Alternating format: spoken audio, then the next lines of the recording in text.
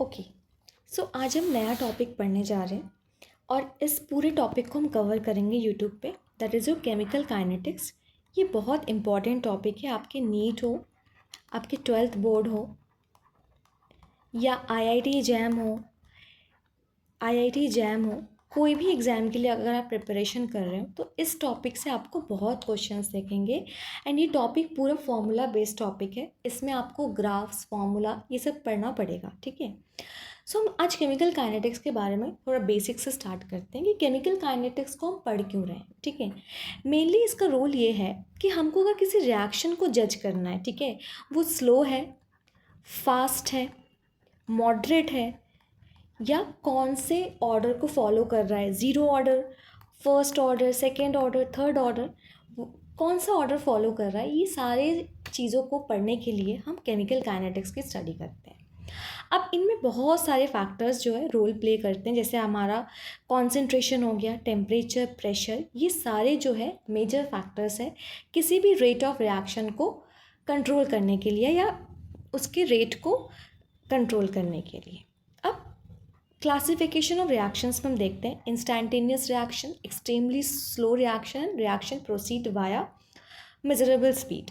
अब इंस्टैंटेनियस मतलब स्पॉन्टेनियस का मतलब क्या है कि बहुत फास्ट रिएक्शन हो रही है।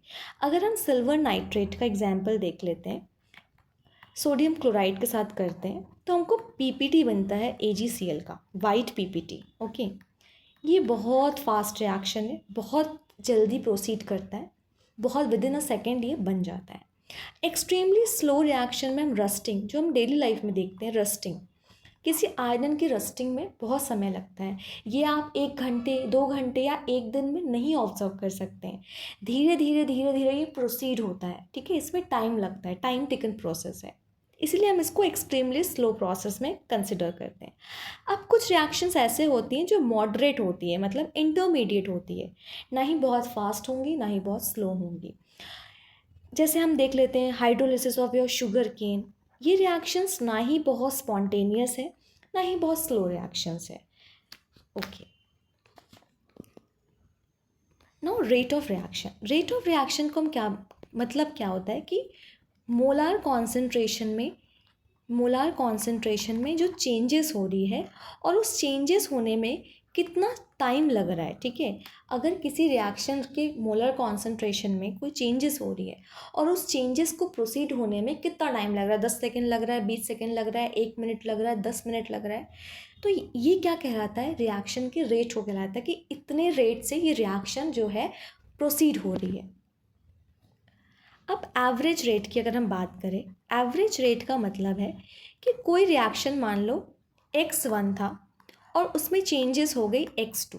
ओके, टाइम t1 था, t2 हो गया, तो इसका एवरेज रेट हम कैसे निकालेंगे, x2 minus x1 by t2 minus t1, ठीक है। कितना मोलार कॉन्सेंट्रेशन में चेंजेस आया x1 से x2 होने में, टाइम कितना लगा तो T1 से T2, तो इनका जब हम डिफरेंस निकाल के डिवाइड कर दें तो वो क्या कहलाता है, एवरेज रेट कहलाता है, ठीक है। अब एक चीज़ ध्यान रखने की ज़रूरत है कि रिएक्टेंट से प्रोडक्ट बन रहा है, तो हमेशा जो रिएक्टेंट है वो टाइम के साथ साथ डिक्रीज़ होगा, ठीक है। जैसे जैसे रिएक्शन प्रोसीड होगा, ये हमेशा क्या होगा, रिवर्सिबल रिएक्शन, कॉन्जिक्यूटिव रिएक्शंस को, ये अलग टाइप के रिएक्शन है। जो एलिमेंट्री रिएक्शंस हैं, इस टाइप के रिएक्शंस हैं, इनमें क्या होता है कि हमेशा इनका कॉन्सेंट्रेशन रिएक्टेंट का डिक्रीज होता है एंड प्रोडक्ट का कॉन्सेंट्रेशन इंक्रीज होता है विद रिस्पेक्ट टू टाइम। जैसे जैसे टाइम बढ़ेगा रिएक्टेंट का कॉन्सेंट्रेशन डिक्रीज होगा एंड प्रोडक्ट का कॉन्सेंट्रेशन जो है वो इंक्रीज होता जाएगा। इसलिए हम रिएक्टेंट साइड में नेगेटिव शो करते हैं, प्रोडक्ट साइड में पॉजिटिव शो करते हैं।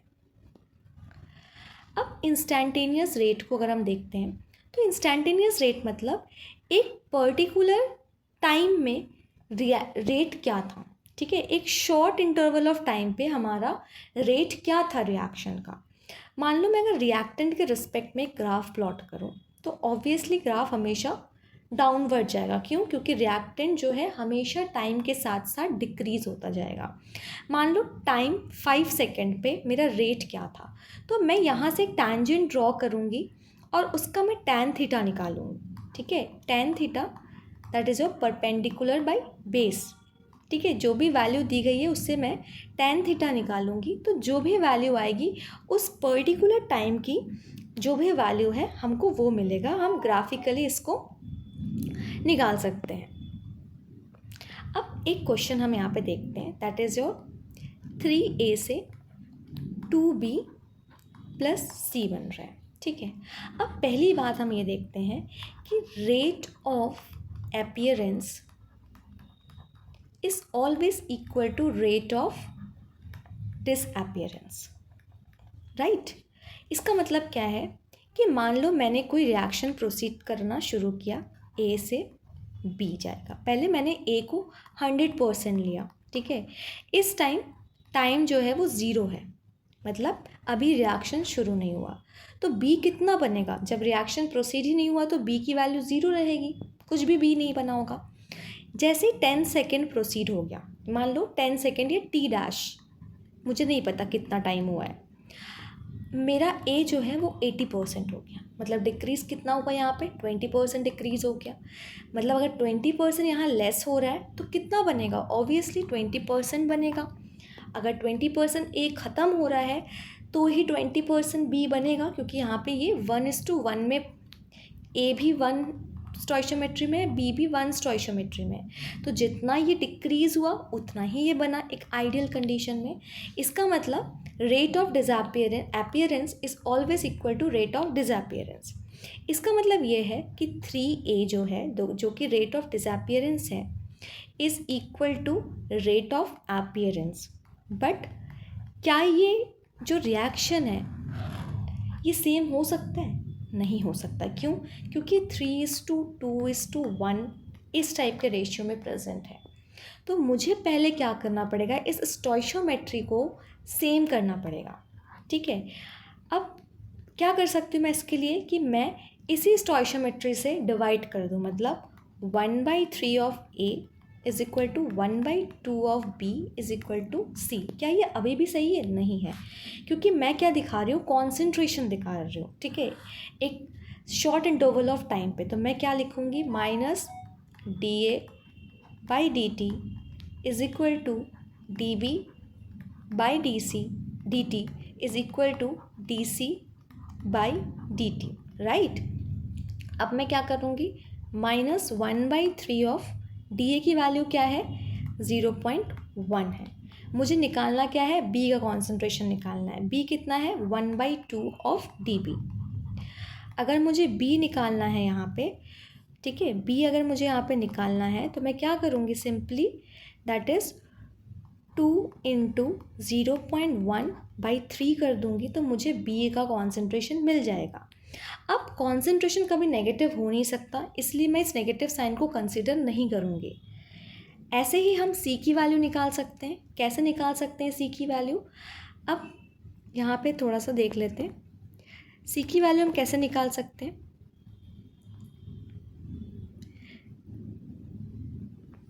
C की वैल्यू हम कैसे निकाल सकते हैं? जैसे यहाँ पे C क्या हो जाएगा? दैट इज़ C हो जाएगा dC/dt is equal to 1/3 of dA/dt। वैसे राइट मेथड है कि मैं ऐसे लिखूँ, -1/3a into 0.1 is equal to dC/dt। तो क्या हो जाएगा? 0.1/3। जब मैं इसको सॉल्व करूँगी तो मुझे dC/dt की वैल्यू मिल जाएगी। माइनस टर्म को हम नहीं लेंगे क्योंकि कॉन्सेंट्रेशन नेगेटिव नहीं हो सकता। सो ऐसे हम किसी भी रिएक्शन में किसी भी जो भी हमारा कॉन्सेंट्रेशन है उसको हम पता कर सकते हैं, राइट। अब यहाँ पे मैंने एक एग्जाम्पल दिया है जिसको आपको सॉल्व करना है और कमेंट बॉक्स में उसके आंसर्स लिखने हैं, ठीक है। अगर आपको बन गया तो वेल एंड गुड, अगर नहीं बना तो मैं नेक्स्ट सेशन में इसको एक्सप्लेन करूँगी। Thank you.